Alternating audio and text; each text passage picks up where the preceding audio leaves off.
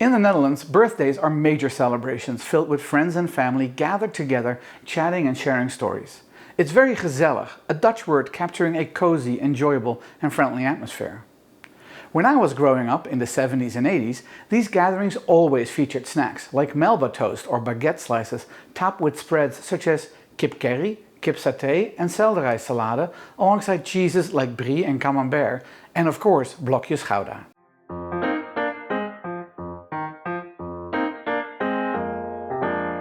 Hi, I'm Toine and welcome to my kitchen. If you're new to this channel, I focus on cooking foods from my home country, the Netherlands, and some of its former colonies such as Indonesia.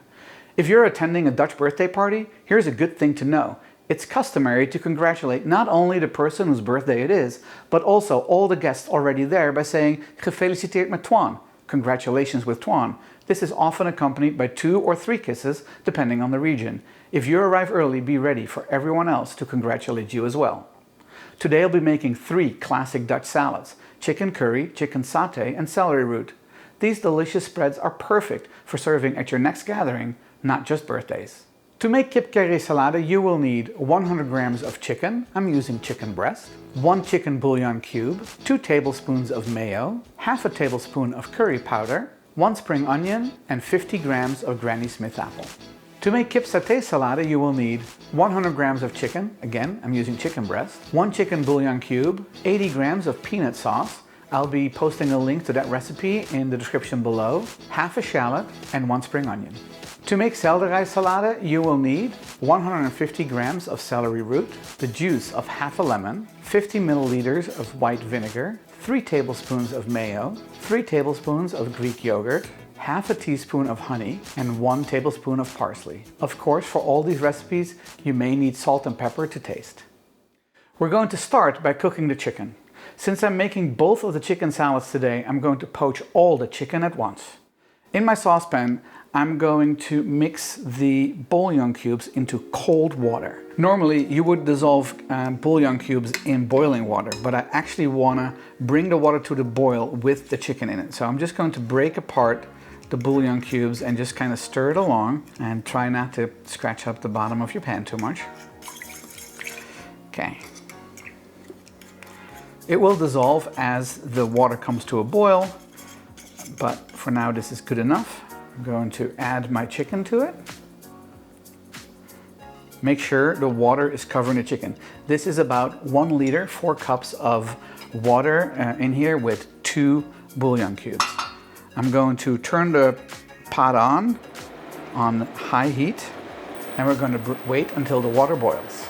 Once the water comes to a rolling boil, we're going to turn down the heat so the water comes to a slow simmer. I'm going to stir it a little bit to help the bouillon dissolve in the water more. Now that the water has come to a rolling boil, I'm going to lower the heat until the water reduces to a slow simmer. Let the chicken simmer for 10 minutes before turning off the heat. It's been 10 minutes, so I'm going to turn off the heat, put a lid on my pan, and let the chicken sit for another 10 minutes. It's been 10 minutes, so I'm going to check the temperature of the chicken to make sure it's fully cooked. It needs to be 74 degrees Celsius or 165 degrees Fahrenheit. So let's take a look. We're going to put the instant read thermometer straight in the thickest part of the chicken. And it is 186, so it is fully cooked. I'm going to get a bowl so we can shred the chicken. I used to shred my chicken with 2 forks, and then a couple years ago I learned this trick by using your hand mixer to shred it instead. So I have my hand mixer with the 2 beaters on it, and we're going to shred the chicken real quick. Just run it over it, and as you can see, it shreds very easily. This only works when your chicken is warm. You cannot do this if you waited too long and the chicken got cold. Okay. Done. Done. Much quicker than with forks. Now that the chicken is shredded, I'm going to divide it into 2 equal portions, and I'm going to clean the counter and get all the ingredients for the Kip Kerrie Salade. Let's assemble the Kip Kerrie Salade. In a bowl, I'm going to combine the mayo and the curry powder. Now, our curry powder is a mild curry powder, not spicy. That's because my wife does not like too spicy of a Kip Kerrie Salade. But if you like it spicy, you can very easily buy a more spicy curry powder, or maybe add a little bit of sambal oelek to this to get the flavor and the heat profile that you enjoy. I'm going to taste the mayo to make sure that I like the intensity of the sauce. So,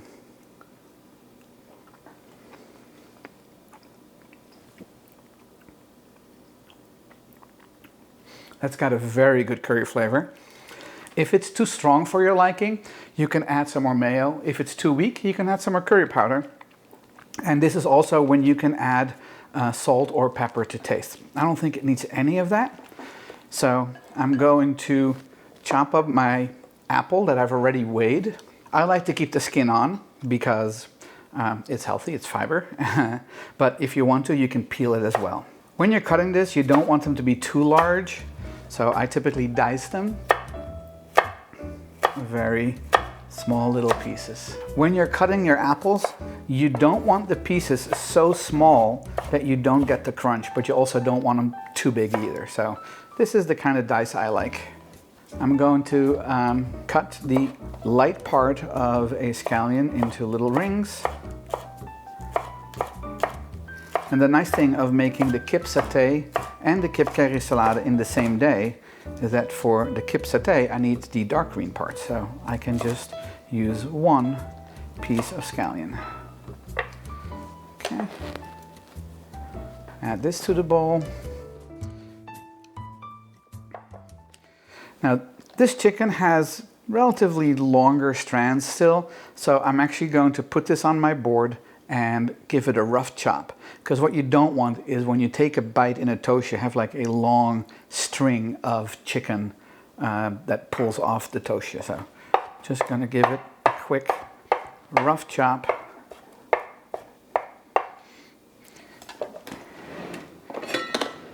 And with a bench scraper,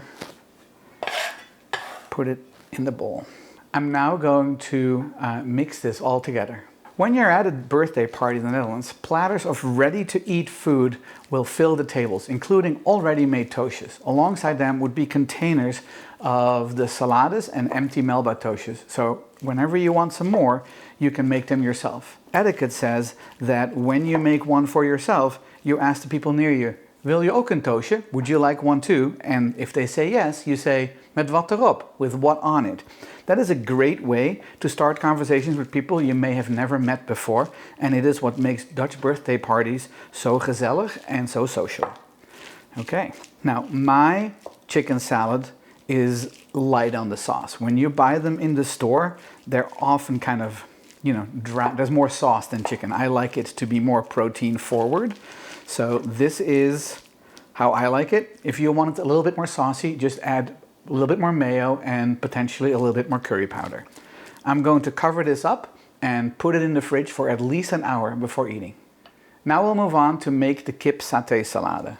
First, I'm going to cut the darker green part of the same scallion into rings. Add it to a bowl. Cut half a scallion. That's a shallot. Cut half a shallot into pieces.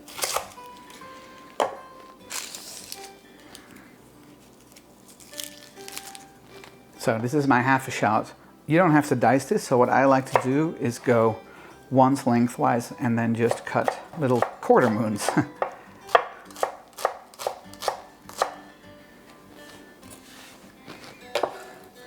And add that to the bowl. And just like with the Kip Kerrie Salade, I am going to rough chop my chicken.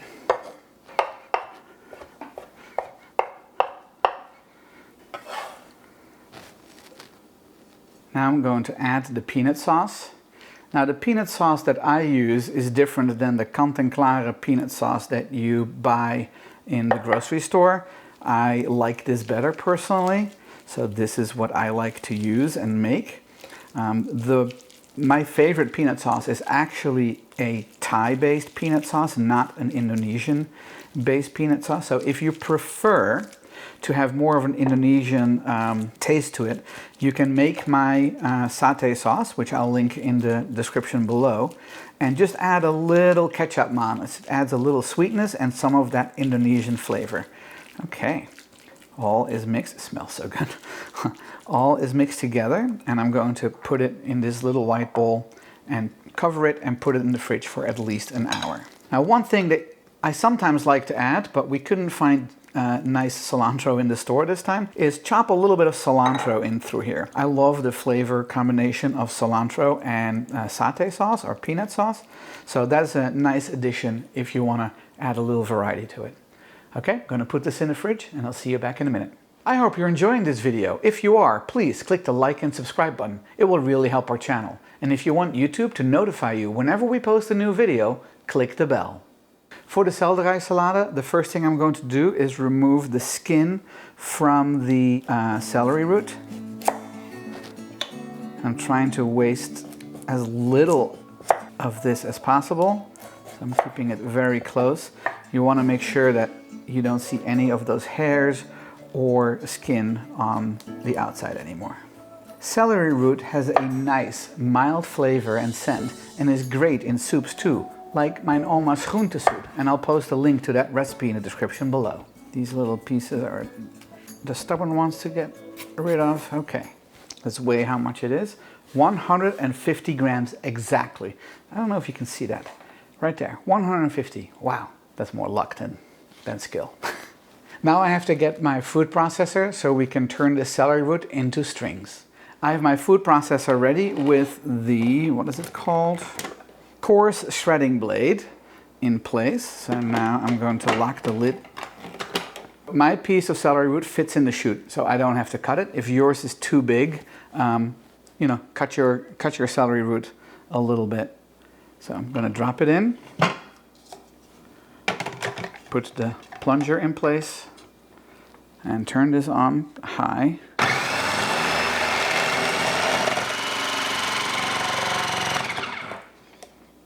That was quick.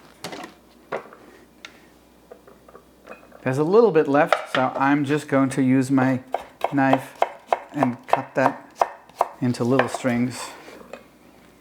This looks like shredded cheese right now. And just add that in. They're a little thicker, but that's okay. All right, so I'm going to put this in a bowl and get my induction burner. Time to blanch the celery root. I have a pot of boiling water. I have an ice bath ready right here. So we are going to put the celery root in the boiling water and leave it in there for 30 seconds to a minute, depending on how thick your celery root is cut. Once the 30 seconds is over, we are going to put it in the ice bath for 5 minutes. Okay, this was 30 seconds. Take it out of the water, straight into the ice bath to stop it from cooking and getting too mushy. I'm gonna let this sit for 5 minutes, and that gives me time to put the burner away and get the rest of the ingredients. It's been 5 minutes. I'm going to take the celery root out of the ice bath. It's okay if some of the ice cubes make it into this other bowl. Not all of them though. I have the celery root in here. I'm now going to toss that with the vinegar. That's going to prevent it from turning brown. Just a quick toss. Make sure they're all going through the vinegar. And now I'm going to strain it. Just move it around in the strainer to get all the excess liquid and vinegar out. You can also push it a little bit. I think I got it, so I'm going to put it to the side. I'm going to just kind of empty this bowl and put some paper towel in there.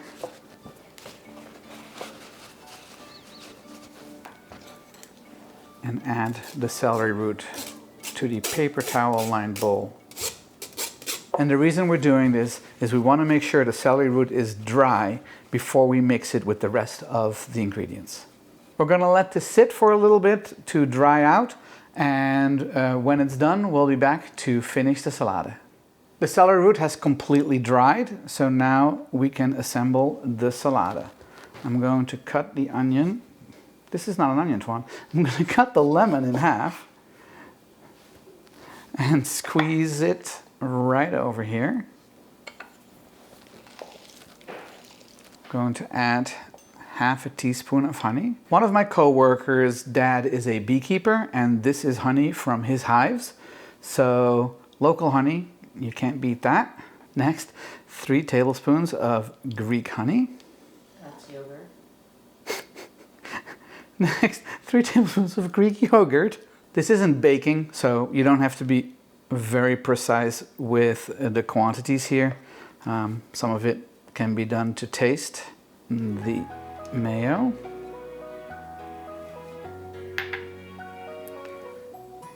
And the parsley. And now we mix. This is definitely one of the wetter salads we have, with a good amount of sauce. Of course, the lemon juice is what thins this out, but it adds a nice tang. I am going to have to give it a taste to see if it needs any salt or pepper. So.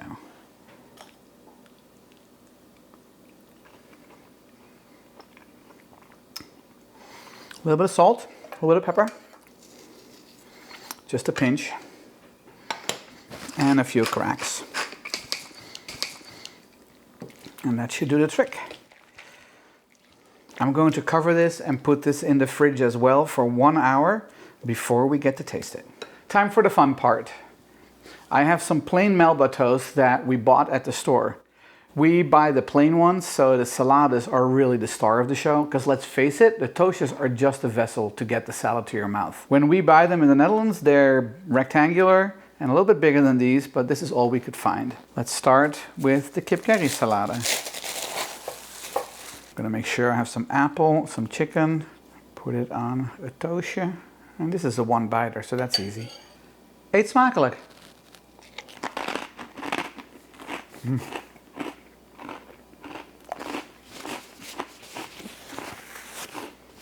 The creamy mayo has a warm curry flavor, and the chicken is nice and soft. The crispy apple adds a nice contrast with a bit of tartness and crunch, and the scallion adds just ever so slightly a mild onion flavor. Let's taste the Kip Saté Salade. I actually love the colors, the little green of the scallion, the red of the shallot, and then of course the brown from the satay sauce.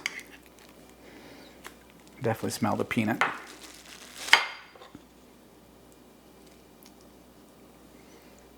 I'm gonna put this in my mouth at once.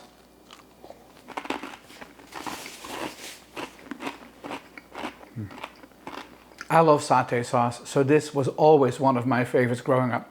The slightly spicy sauce with the tender chicken and the hint of onion from the scallion really go together well. The shallots add a little bit of a bite, but it's not overpowering. So delicious. My favorite by far. Okay, time for the celery salade.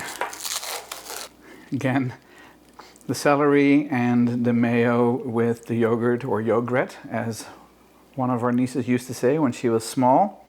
All white, little specks of green from the parsley. Ooh, this may be too much. I might make a mess. Oh well. Here we go.